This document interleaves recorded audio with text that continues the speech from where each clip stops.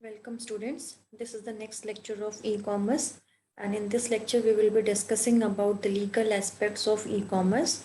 This is the part 1 of this lecture, and in this lecture we will be discussing about the digital signature. So if we talk about the legal aspects of e-commerce, there are three things that has to be taken into consideration. First one is digital signatures, then digital documents, and then digital copyright. So in this lecture, the main focus is on digital signatures, and in the next lectures, we will cover the rest of the two topics. तो first of all introduction, digital signatures होते क्या है? Digital signature, जहां भी signature की बात आती है, we talk about the authenticity.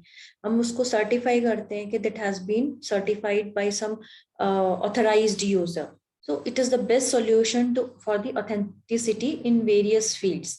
The authenticity of many legal, financial or other document is done by the presence or absence of an authorized handwritten signature. Generally हम क्या करते हैं कि हमने आप लोग कोई लीव के लिए एप्लीकेशन देते हो, तो in that case you get it signed from the HOD or the respective faculty members. So you get the handwritten signature. But when we are talking about the digital signature, it is done over the internet. A digital signature is nothing but an attachment to the piece of electronic information which represent the content of the document and the identity of the owner of the document uniquely. जैसे हमने physical document को signatures कराया, in the similar way जो हमारा digital document है, मतलब online जो भी डॉक्यूमेंट है, उसको हमने सर्टिफाई किया है तो आइडेंटिफाई की जो इसका ओनर है और जो भी इसमें कंटेंट है दैट इज करेक्ट. नेक्स्ट, इसी को आगे बढ़ाते हैं. Hash value of a message when encrypted with the private की of a person is his digital signature on the e-document. ई-डॉक्यूमेंट में जब भी हमारा कोई मैसेज होता है उसमें हम हैशिंग फंक्शन लगाते हैं. ठीक है, आपको बहुत ज्यादा डिटेल में नहीं जाना because it is a computer science subject. तो आपको क्या करना है, जो भी मैसेज आपका है, whatever document you are sending, you will apply a hashing function, then one hash value will be generated. तो उस when that hash value of the message, जो भी आपका मैसेज था उसमें हमने हैशिंग फंक्शन लगाया, हैश वैल्यू जनरेट हुई, उस पे हमने क्या किया, हमने प्राइवेट की जब हमने लगाई तो that is his digital signature. So digital signature जो है that will vary from document to document to ensure the authenticity of each word in the document.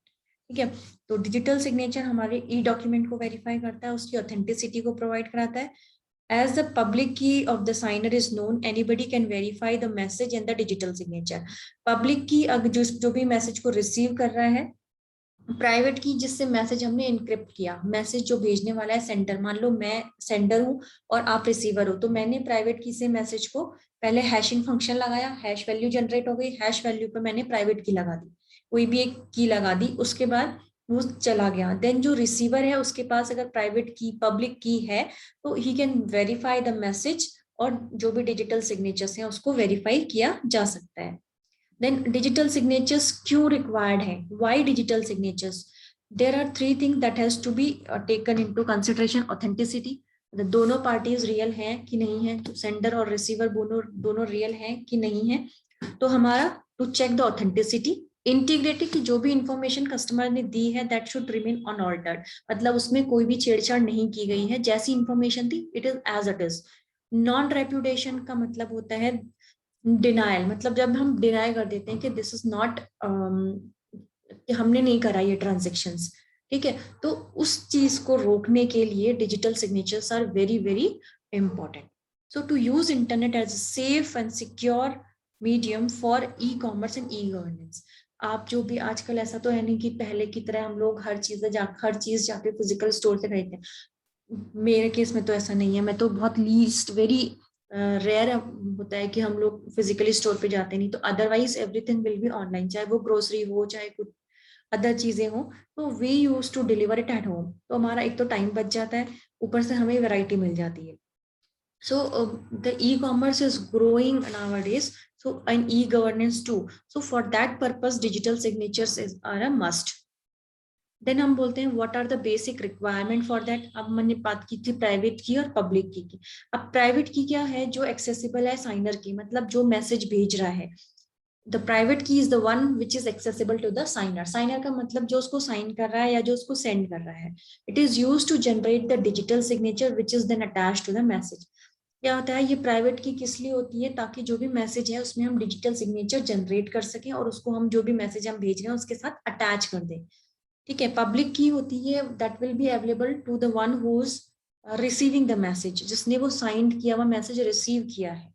ठीक है। तो that is used for the verification of received messages. Now digital signature certificate, बात कर ली digital signature की। Hashing function के through hash value generate होगी, उसमें private की लगाई सेंडर ने, तो वो डिजिटल सिग्नेचर्स हो गए। देन अगर उसको अगर दोबारा से डिक्रिप्ट करना है तो सेंडर के पास पब्लिक की होगी, उसके थ्रू वो मैसेज को वेरीफाई कर सकता है। Now a subscriber of private and public की makes the public key available to all those who are intended to receive the message। अब पब्लिक की क्या होती है, हर प्राइवेट की मतलब मैंने किसी मैसेज को प्राइवेट की से इनक्रिप्ट किया है तो उसको डिक्रिप्ट करने की जो दूसरी पेयर है पब्लिक की, प्राइवेट पब्लिक का पेयर बनेगा। तो जो पब्लिक की है that will be available to all those who wants to receiving the message. अब मान लो कोई देयर आर मेनी केसेस जब हमारा क्या हो जाता है, dispute होता है, there is a dispute between both the sides, so there is some entity or you can say third party or जो with the receiver which allow the receiver or the message to prove that it was sent by the subscriber of the key pair।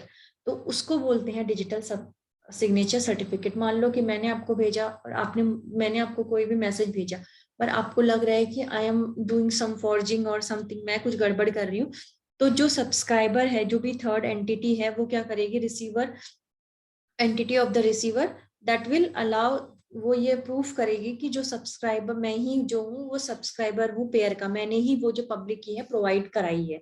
तो that can be done with the help of digital signature certificate. Now how does this work, कैसे काम करता है, तो ये this figure will make it little clear to you. मान लो this is user 1 और ये यूजर बी।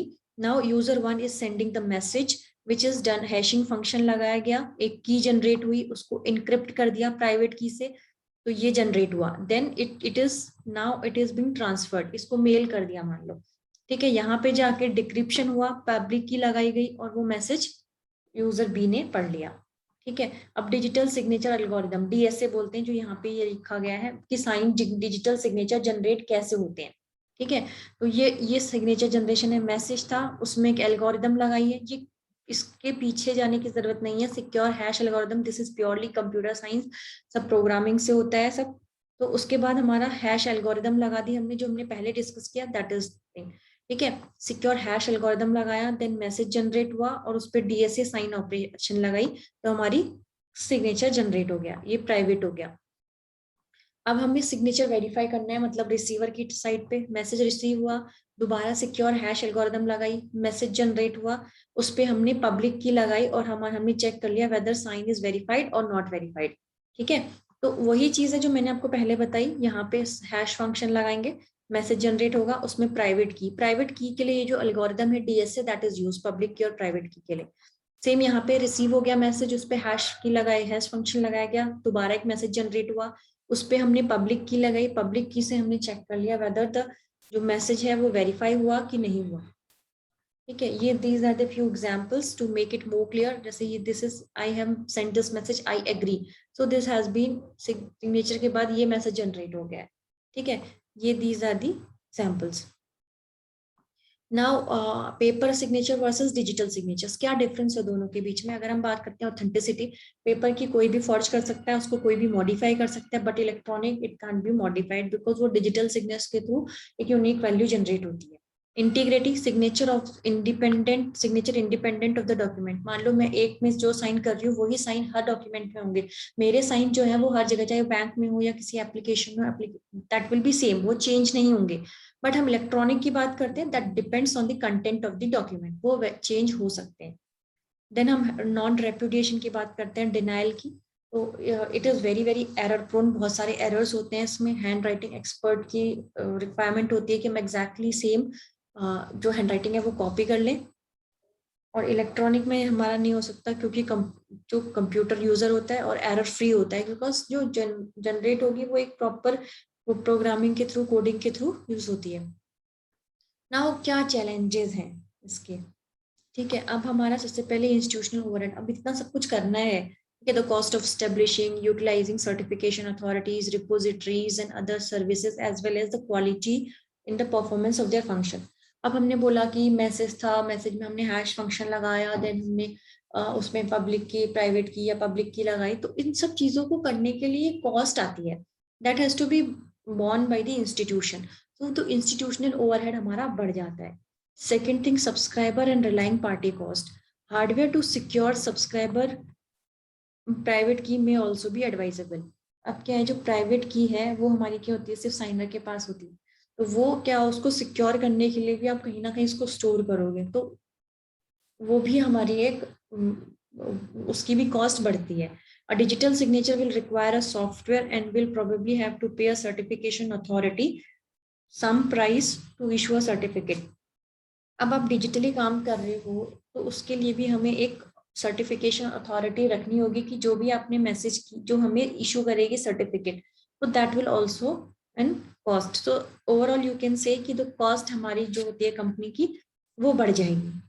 ठीक है, अब ड्रॉबैक्स क्या है, ने बोला प्राइवेट की क्या है, जो सिर्फ सेंटर के पास रहेगी, उसको सिक्योरली रखना है, तो there might be a chance कि आप उसको, अगर वो गलती से कहीं मिसप्लेस हो जाती है या किसी थर्ड पर्सन के पास पहुंच जाती है, तो आपका जो इन्फॉर्मेशन है that will be in sec, आपका वो उसको थ्रेट है।